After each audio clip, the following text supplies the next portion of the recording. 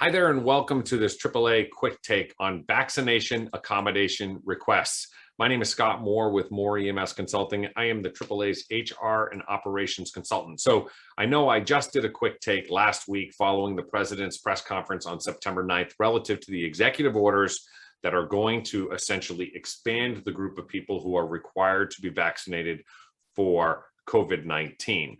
Rather than, you can watch that quick take that we released, I think, on Monday, to talk about what was involved in that. But what I want to talk about today are, I have been fielding a ton of reasonable accommodation requests. There's a little bit of confusion over what's required. So I think we've talked to you that so the EOC has said that mandatory vaccinations is perfectly acceptable. There are two instances in which any employer who's a covered employer under the ADA or covered under Title VII, which really virtually is everyone, you are required to engage employees who have a covered medical illness under the ADA or who belong to a protected class in Title VII in the interactive process, right? So in other words, if you have someone seeking an accommodation from a work rule or a work requirement, you have to engage those people in the interactive process. That is true whether your state or the federal government has told you that you must mandate vaccination. This doesn't change your obligation under the law to engage these folks in the interactive process. All right, so what does that look like? That looks like entering a dialogue with that employee, trying to find out, one, analyzing their job, what are the essential functions of the job, and then consulting with the employee to talk about what their objection is, why it is that they're seeking this request, and then trying to figure out and identify what potential accommodations are. So under the ADA, right, the deal is essentially if I have a medical condition that qualifies as a disability under the ADA, then the employer has the right to request. And my recommendation is you have a consistent process for requesting accommodations, one for medical and one separately for religious. Now, you can request information from the employee, but only that information that's related, very, very pointed and specific to the nature of the medical condition for which they're requesting the accommodation. That means that you can certainly reach out to their healthcare provider. You can provide that healthcare provider with some questions, and you should, as well as a copy of the job description. Now, you have to provide this accommodation for a medical, unless it creates an undue hardship. And for medical under the ADA, that is great expense or great difficulty. And what I tell folks over and over again is, no matter what, make sure you're able to articulate the reason you either provided the accommodation or the reason you denied the accommodation. So if you're going to argue it involves great expense or great difficulty, you need to have some documentation that sort of shows that you've done that analysis.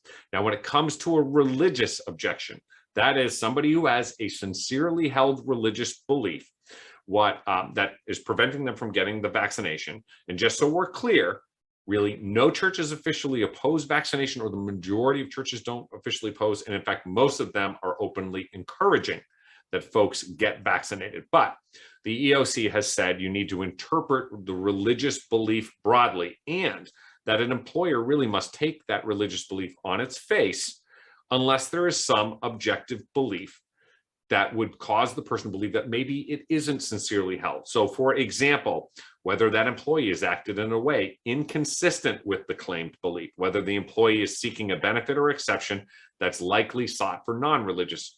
So we have some folks who are claiming a religious belief, but actually really citing almost a philosophical or political belief. So just make sure that you understand why and what is it that the exact reason why they're requesting that. Sometimes some objective information might be the timing or the nature. So for example, if all of the requests that you received are worded identically, what are the chances that in fact that is a sincerely held religious belief? That might be something that would lead you to believe or doubt the sincerity of the belief. Or if you have some other type of information or evidence that suggests that maybe. So for example, if you have an employee citing the use of human fetal cell lines in the research and development, but when you look back at that employee's vaccination record, they have received multiple vaccinations that actually use the exact same human fetal cell line or similar human fetal cell lines, that might be something that, for example, you would say, well, geez, you're citing it because of this human fetal cell line, but here are 3 other vaccinations you received that actually, in fact, involved human fetal cell lines. So In the case of a religious exemption, you have to provide that exemption unless it creates an undue hardship. And an undue hardship is a little different for religion than it is for medical. The burden is not quite so high. So if it costs more, or if it's more than a de minimis cost to the employer, so those can be direct costs, those can be indirect costs. And what do those look like? Those can be lost efficiency. So if I have an employee who's unvaccinated and I can't send them into a particular facility, now I have to dispatch a second crew to take over the care of a patient and then transport that patient to the facility that only permits vaccinated folks in. That might very well create a lost efficiency or an increased cost. It infringes upon another employee's job benefits or rights. It infringes upon your patients' or customers' rights. It impairs workplace safety. It causes the non-accommodated employee, so in other words, the vaccinated employee, to carry more than their share of potentially hazardous or burdensome work. Also, if the proposed accommodation request conflicts with an existing or other law or regulation. Now, I know in many states, there are numerous states right now that have required that EMS folks become vaccinated.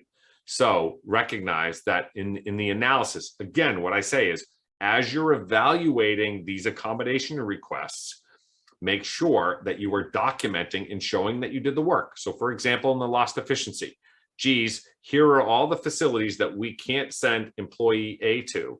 And because we transport to that facility X number of times per day, it would involve us either not dispatching this employee, we have to basically take that person out of rotation, or we're then going to have to send a second truck to pick that up. That's the kind of work that you need to show, right? To show that in fact, it was more than a de minimis cost. So finding an alternative vaccination right now, to my knowledge, I don't know that there is an approved vaccination that doesn't involve the use of human fetal cell lines. But again, I'm not a physician. Don't even play one on TV. What I will say is, you need to engage and look, but the accommodation opportunity. So under OSHA, they're going to permit any employer with 100 or more employees is going to need to mandate vaccination or require testing. So it could be 100% masking, which you should be doing under the emergency temporary standard anyways, if your employee is unvaccinated. And the current guidance is suggesting masking 100% of the time for everybody. Physical distancing, and then regular COVID testing as well. And then if you have employees who aren't on the front line, they're maybe administrative, maybe permitting those folks to work remotely. As I said before, have a consistent process, have a consistent form. Many of the states that are requiring vaccination have already released their own forms. What I say to folks are, if there's a form that a state agency has released, use it. Right? Because in the event that there's some sort of complaint, they like to see their own documents. Their folks put a lot of work into it, and it makes them feel good. And it also ensures that you're hitting the things that they want specific to their state law. Again, you should be documenting. It's only required in a few states, but it's just good practice. Document the entire interactive process. Be consistent. All right. But also make sure that you maintain confidentiality. Make sure that your employees, the information is not getting spread about from that whole interactive process. Now you need to know, and the Society for Human Resource Management just put out a great article yesterday on dealing with religious accommodation requests. I will tell you that you can type into your search engine today, religious accommodation request letters, and you will find one very much like the one that's on the screen right now. There are hundreds of them. And in some of the accommodation requests that I have dealt with already from AAA members around the country, I have seen language almost identical to some of the languages that you can see in these letters right here. So what I will say to you is, that is also an indication that it wasn't this sincerely held, they wrote it themselves sort of thing, right? Recognize that this is out there. For the folks who are not vaccinated, for the folks who are looking to assert an accommodation, I will tell you that many of the accommodation requests that I've seen have included citing case law that says you have to do this. I just want to tell you, as a lawyer for over 18 years now, that there are just as many cases that say, there's actually a case in the state of Massachusetts, well, it's a federal court, but the District of Massachusetts, that actually upheld the failure to accommodate an employee, a children's hospital employee who was requesting an accommodation for the flu vaccine. And essentially the court upheld and said, this is an individual who has access to a medically vulnerable population. And as such, the employer's interest is to protect their patients and their coworkers. So just so you know, for every single case that I've seen that cites why an employer must do it, just recognize that there is also a case in which a court of capable jurisdiction cited that the employer did not have to do it. So recognize this is a case-by-case basis.